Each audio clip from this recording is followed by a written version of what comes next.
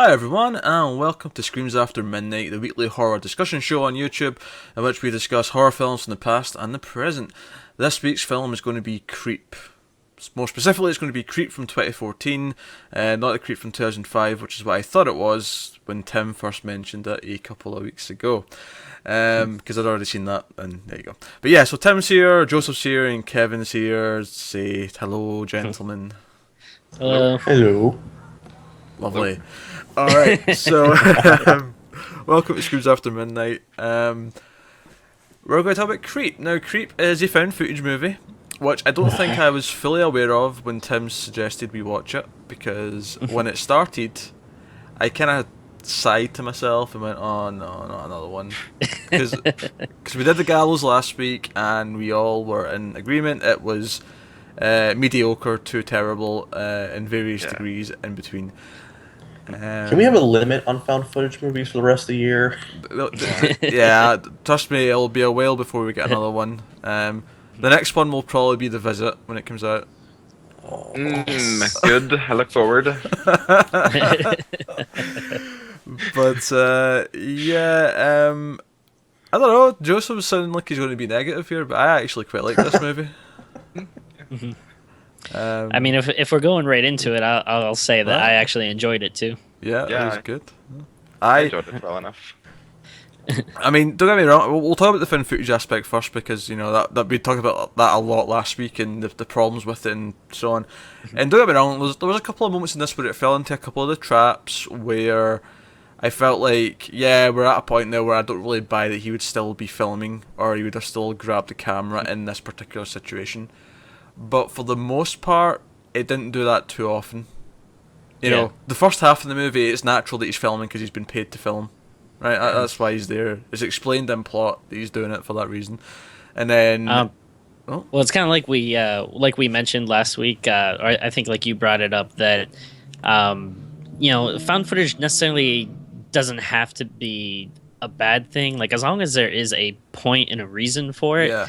And this one did, like you said, there's a few times where it's like, I don't know if he'd still be filming, but there was a specific reason for why the camera was there. Yeah, there was a reason in the plot, but also outside of that, I feel like there was a reason for doing the movie this way.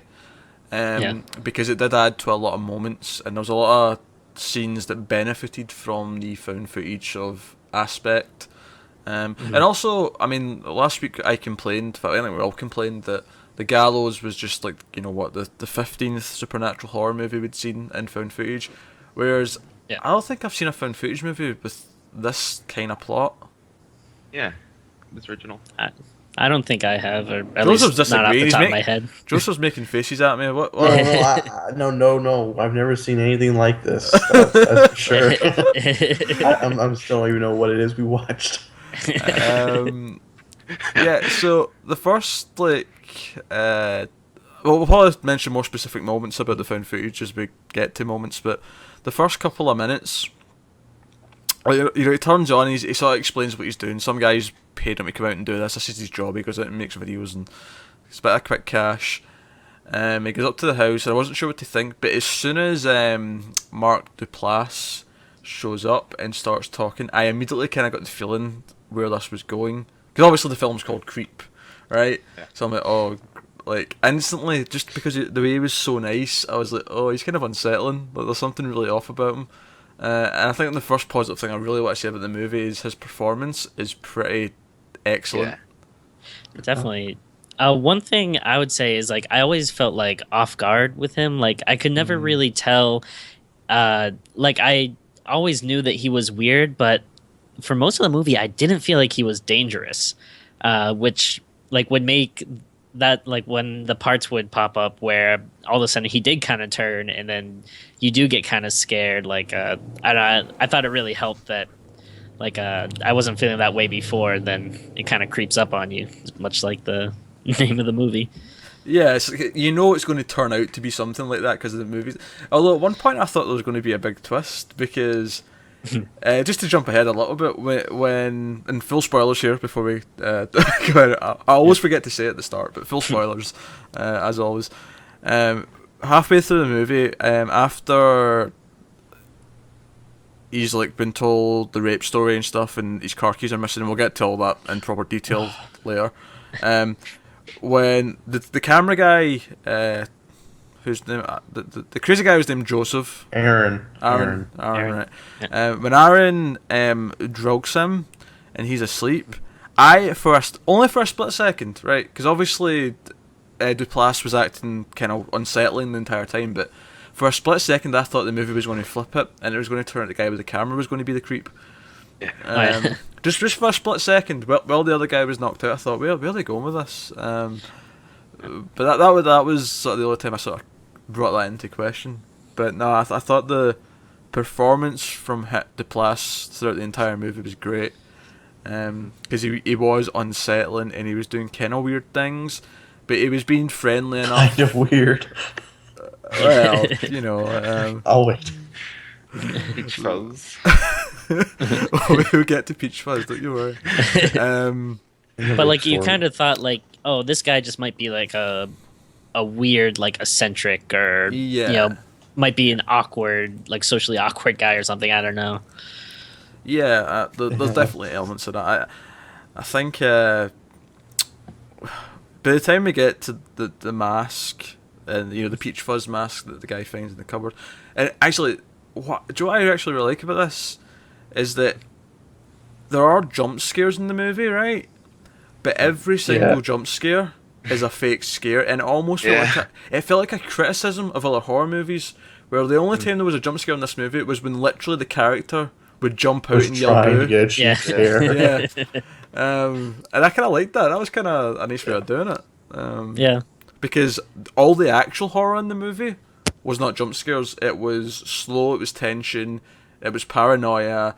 It was it was the mood building, which was really nice. Yeah.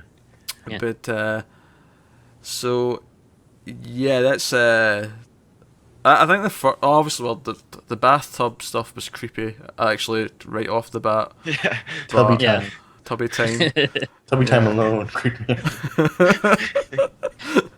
out. I guess we should say we haven't really talked like too much about the plot yet, but just kind of like the overall plot is Mark Duplass is like he hires this camera guy Aaron to film him because he says he's dying of a brain tumor and he wants to have a video diary to give to his unborn son.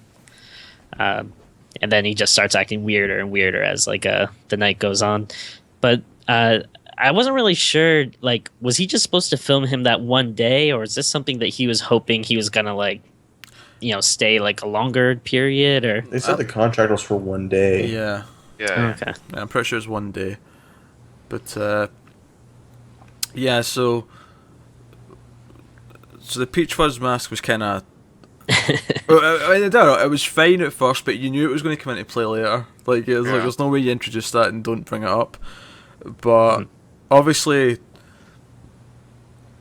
the first confession he gives him is when he shows him the photos that he took of him before he actually met him.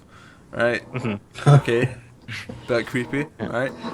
But I was nervous about you. but even then, he kind of gives like a weird, like semi-rational explanation where he talks about it. He's like, okay, that's a weird thing, but he's being kind of vulnerable. I don't know, I guess it makes sense why he did that. Oh.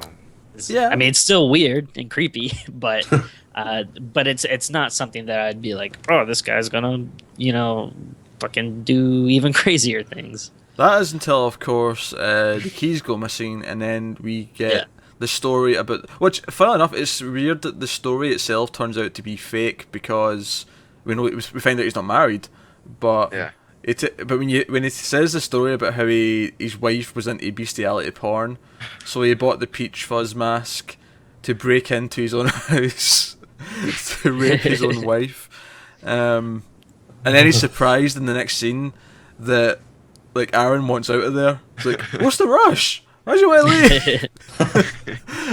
Well, I thought we were friends. I opened up to you. But actually, I mean, it's actually before this scene when they're going back into the house and it's gotten dark, and there's that shot looking up at him on the stairs, and it's really creepy. It's in silhouette, Oh yeah, and you can't see his face. Yeah, and it's really well shot. Even though it's found footage, there's a lot of really great moments like that. Although I think whenever you were talking about the Peach Fuzz mask and how he raped his wife, I thought it was really cool how it was just the guy put the camera down, and I think it was really cool how it was just blank and we were listening to his voice. I think that was really well done. It's like he left it running because he wanted to have it recorded, even if he couldn't see what was going on. Yeah, he yeah. wanted to have a record of it. Yeah. Yeah. What I thought was interesting about the mask was like when they first introduce it, he has that story about how his dad, had that Peach Fuzz character. So like the mask looks kind of creepy, but at first it doesn't have like that negative Peach Fuzz, the connotation happy to wolf. it. Yeah. But then he tells you the rape story, and then all of a sudden now like the mask has like this new layer about it. So then when you kind of get to that like third beat with it, when he's trying to escape and he's like wearing the mask now, it's like it kind of has like this weird meaning behind it where it's like, okay, is this like what is he gonna do to Moving me his with hips, this? kind of Yeah. provocatively. It's like a weird sexual thing or violent thing. I don't know, but I just thought that was cool. And at this point, you're thinking back to when they were at the stream or whatever. And like, Oh, yeah. he wrote their initials in a heart on Yeah. on the rock. Completely normal behaviour for two guys who barely knew each Just other. met. Yeah. So, yeah, there's that. I mean, I thought that scene worked really well when he's trying to escape, and he goes downstairs and he's just standing in front of the door with the mask on. And he's not talking. He's not just talking. kind of moving his head and stuff. Really, really creepy, and it's part of that sort of suspense and tension that I sort of was alluding to earlier, where the scares aren't about jumping out and yelling boo, even though that happens in the movie, literally. But before we move on to the sort of the next, I'd say half of this, because the film sort of feels like it's split in two, because you've got like, that one night or that one day, and then it jumps ahead.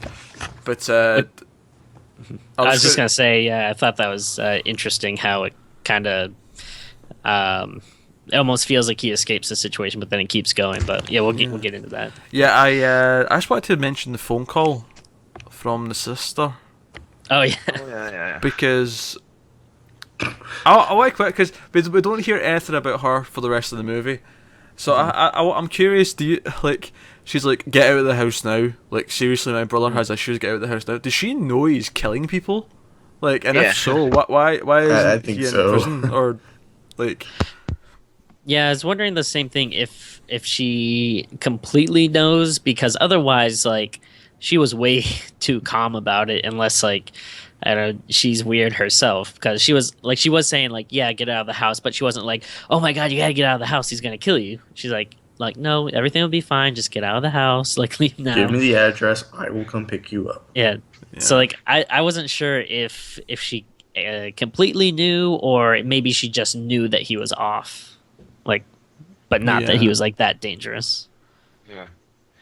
That's what's weird, because in the phone call with the sister, she says Joseph's dangerous or something, but she calls him by his name, and in the end of the film it's revealed that he uses fake names. So it's unless she knows something, why would she call him Joseph? So I kind of thought that she knew something. She was in on it a little bit. It's an intriguing little snippet, isn't it? Especially given everything that Joseph does throughout the film is kind of designed to keep scaring the shit out of him and making him feel more and more tense as the film goes on. But yeah, so the movie jumps ahead. I can't remember the exact time. It's like 2 months or something like that. I can't remember what he says. And he starts sort of documenting the fact on his camera that he's getting like weird packages in the mail of like discs with messages on them. Now, is this a Those part are you pair thought of that it was bags. like unbelievable that he was filming it, or? Some of it, not all of it. I got that he was keeping a sort of diary on his camera. That was fine, but the one part that really stuck out to me as feeling off was when he filmed himself phoning the police. Like that particular part felt weird to me. He would record that. Yeah, that's I guess that's a little weird. I kind of just took it as maybe he wasn't sure exactly how dangerous this was. Maybe he wanted some type of proof if he did have to go to the police about what this guy was doing or something. Yeah, because I don't know. even as that shot starts, he's like strengthening his locks with a Yeah. drill, and I'm like, why Yeah. is he filming that? You know, it's Yeah. like it just didn't make any sense that he'd be filming that part. But I really liked the scene where he wakes up in the middle of the night and he turns on the camera to talk to the camera. And he's like, "I'm having these nightmares." Which, by the way, the nightmare he had was great because it incorporated everything that had happened up into the film at that point. He's given me a tubby.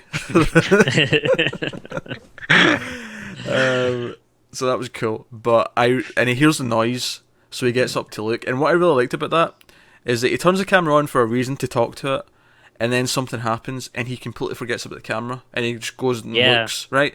And I liked that because it set up a reason why the camera was on, and that was my favourite scene in the movie, because when he walks past the door, and then you see Joseph just standing at the door, Yeah. and like the shot's just dead quiet, you know, Oh.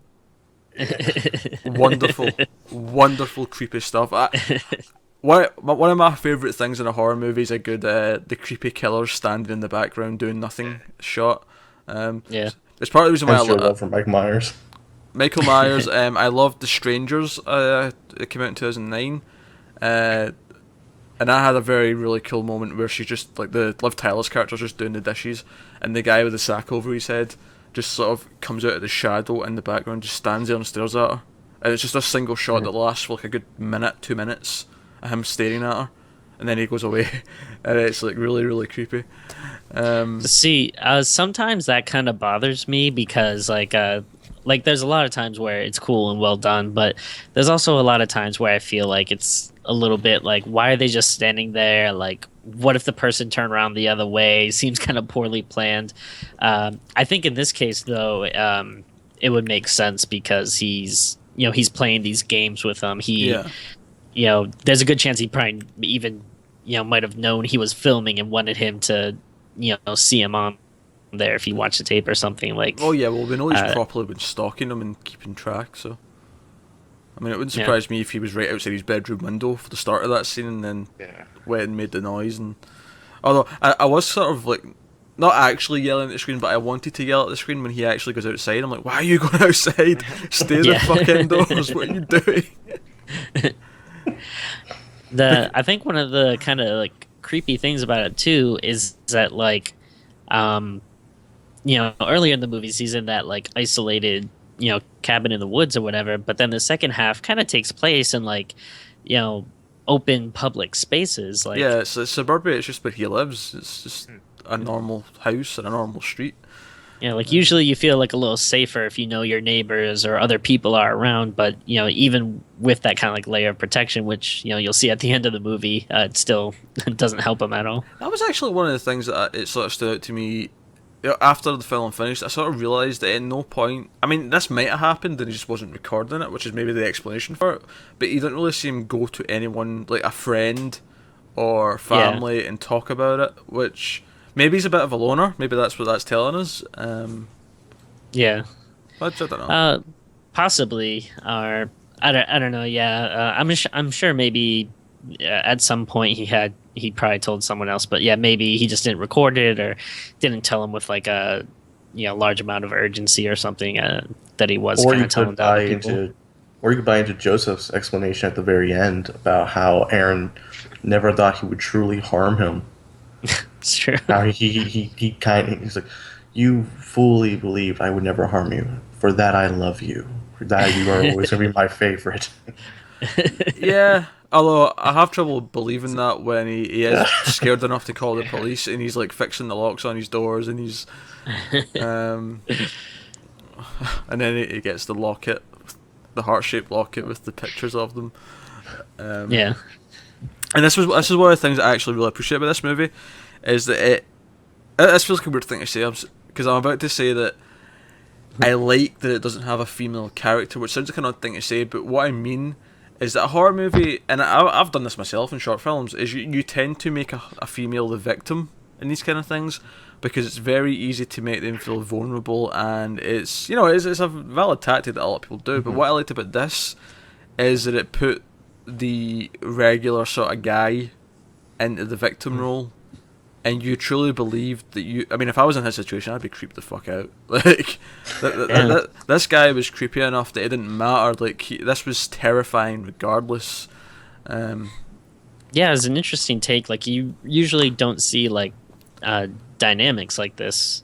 Yeah, it's a man stalking a man, which is really weird for a movie anyway, because you don't see it as often.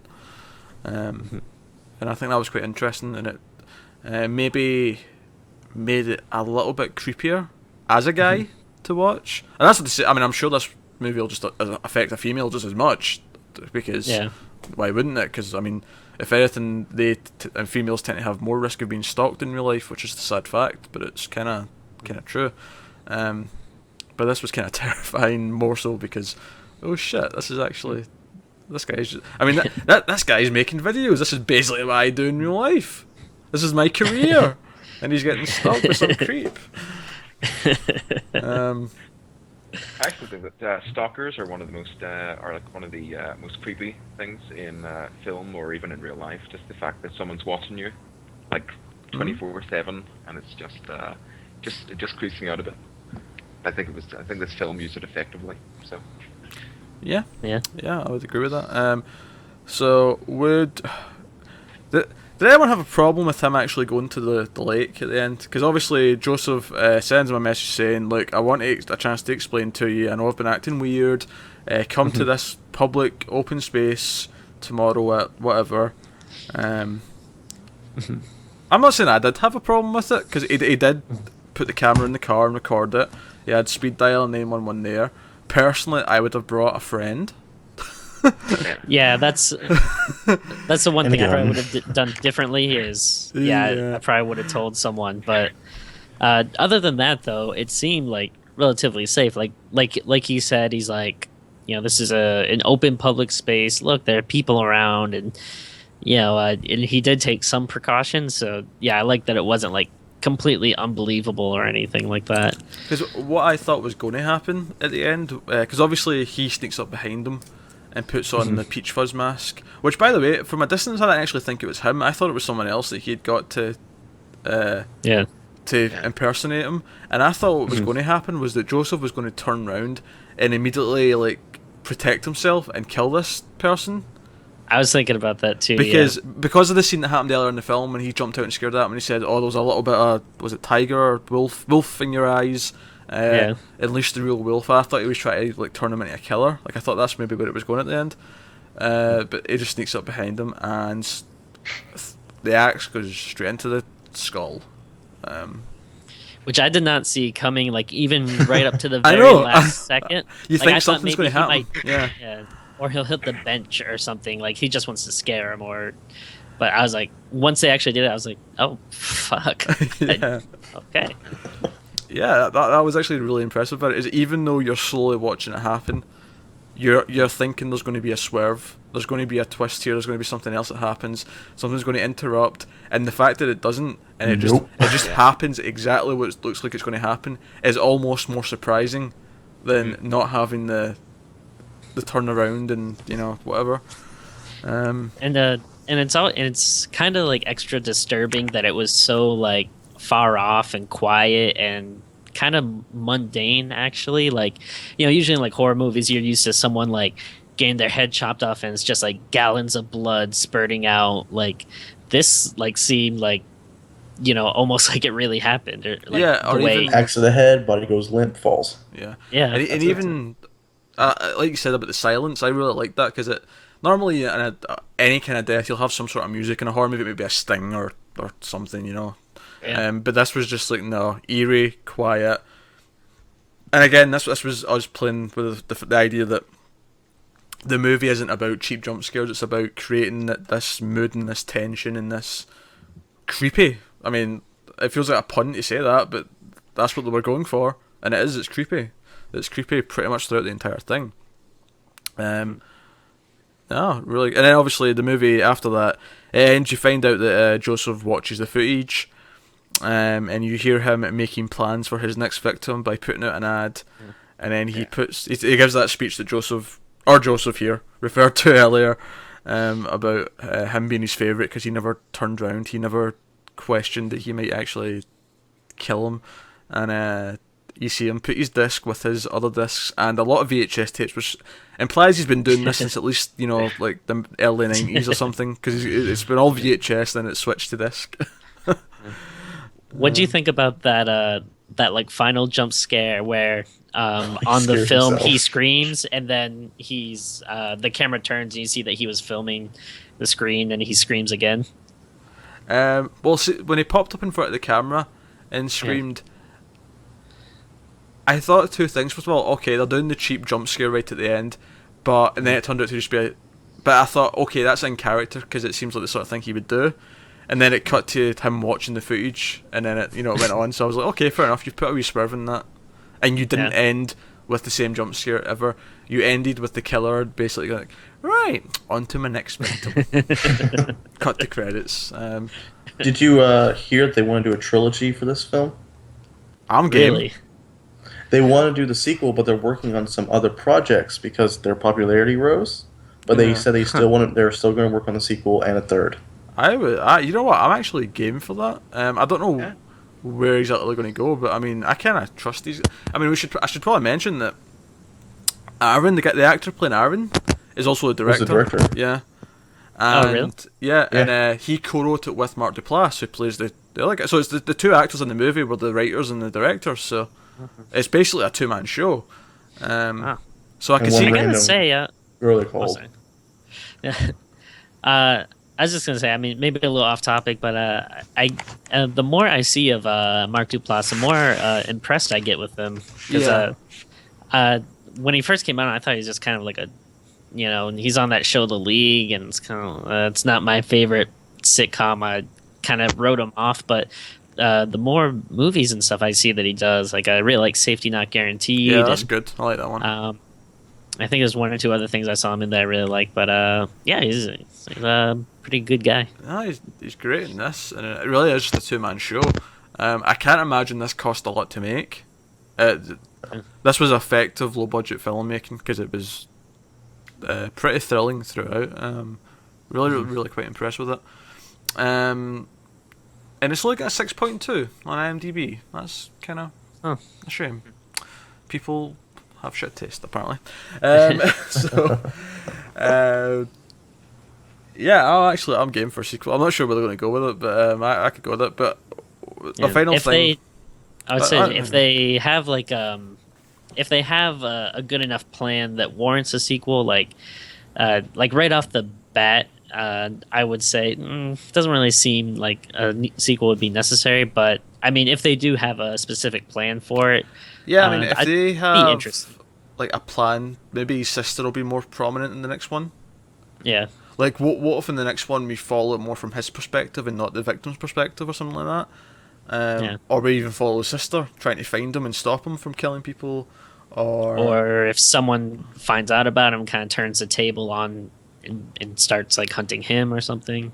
Yeah, well, I mean, what if the next victim turns out to be like an undercover cop who's like try to get? Well, I mean, he's been killing people for a long time, so it wouldn't surprise me if like there's at least an open case.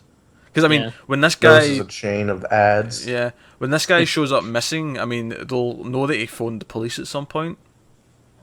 Yeah, and they'll feel like a bunch of idiots because they didn't listen to him or try and help in any way.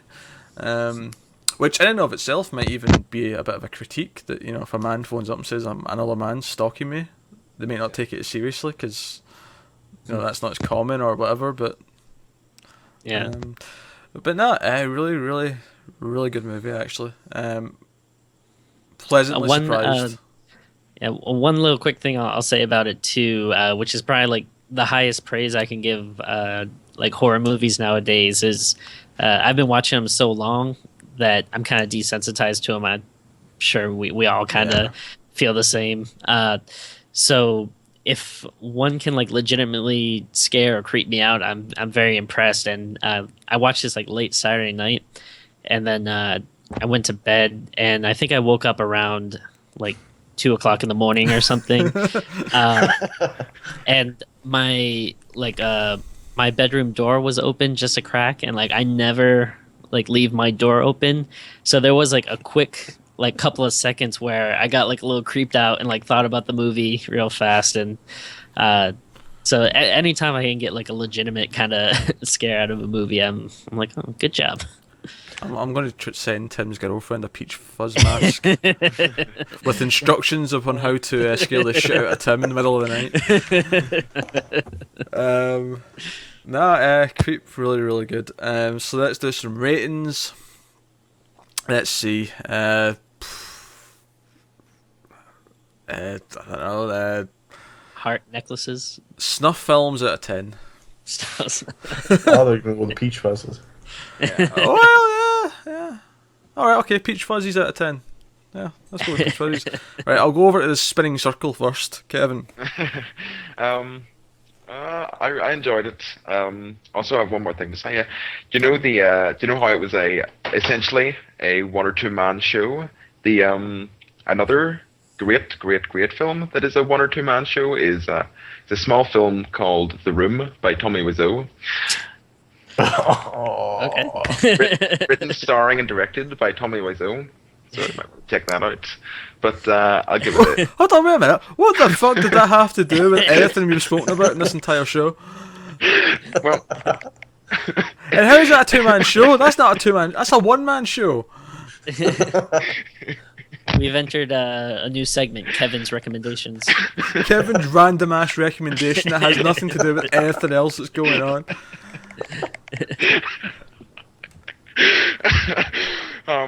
I'll give it a 7 out of 10. 7 out of 10. Very good. Joseph? Usually I deduct 5 points automatically for found footage, but I did very much enjoy the jump scares for the exact same reason Peter mentioned. They were in character. The jump scares actually seemed to mean something. They weren't just there as a cheap thrill to the audience. They were there to further the uneasiness I did feel, just like Tim. I felt uneasy the entire time. The first half, I didn't know if I was exactly watching a horror, but the ending delivered it home. 7 Peach Fuzzes out of 10. Oh, nice. And you thought I hated it. Well, all the faces you were making at me earlier on when I was saying how much I liked it. I just don't understand. It was still churning. That's good though. I think any horror movie where the villain gets away with it at the end, and you're left going, "What the fuck did I just watch?" That usually means it was a good horror movie. Tim. I think in the trailer of the movie, they do one of those things where it's like blah blah blah meets blah blah blah, which right. I don't always enjoy. But in the trailer for this, they said, or someone said the movie was Fatal Attraction meets What About Bob, which I thought that was like a perfect description for it. If I knew what About Bob was, I might have found that more funny. But it's a great Bill Murray movie. Very highly recommended. Okay. But yeah, it's we didn't really talk about it that much, but not only was it like creepy and everything, but I actually thought it was kind of funny too. Definitely in a dark, humor way.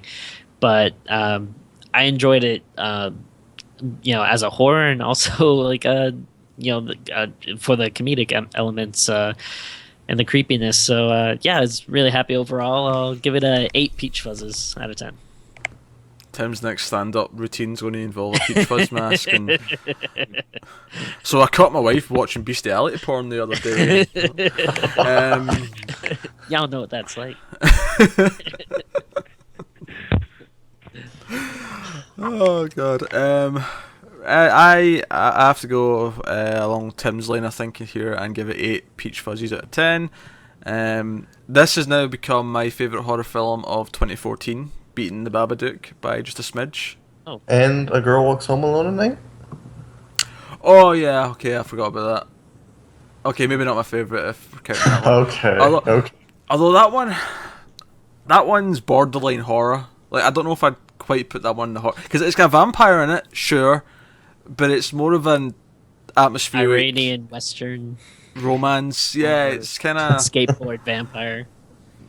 It depends if you're counting that. If you're counting that, then okay, no. But I like that retroactively there's now a few horror movies from 2014 that I actually really like, because last year I was in a really grumpy mood because everyone I seen was terrible for the most part. I don't know if I can even really remember what came out. Annabelle. Yeah, no. Terrible. And there was a couple other things, but nothing good. Nothing worth remembering. Whereas Yeah. this year so far, we've had some pretty good movies, which I won't even say because we'll probably cover them soonish at some point.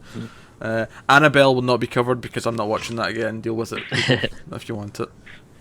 That's just not going to happen.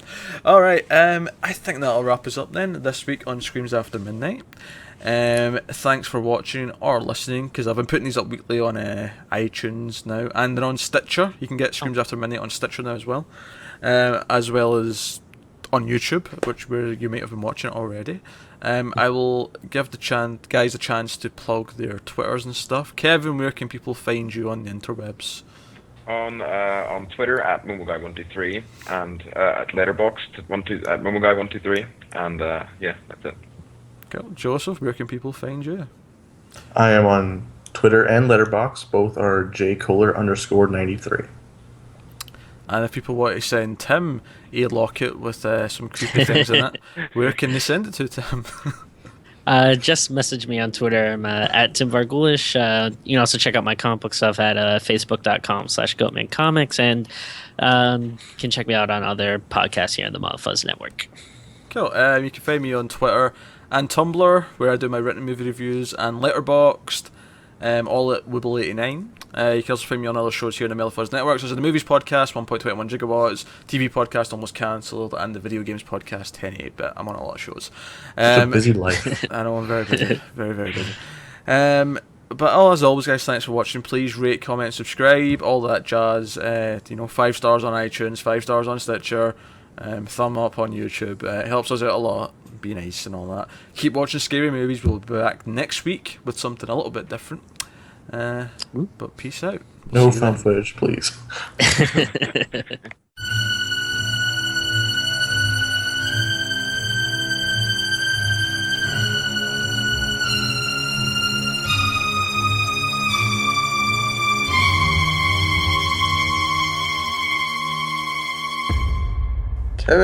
Kevin's frozen again, isn't he? Yeah, these cameras. Yeah, one second, I'll try to turn it off, on and off.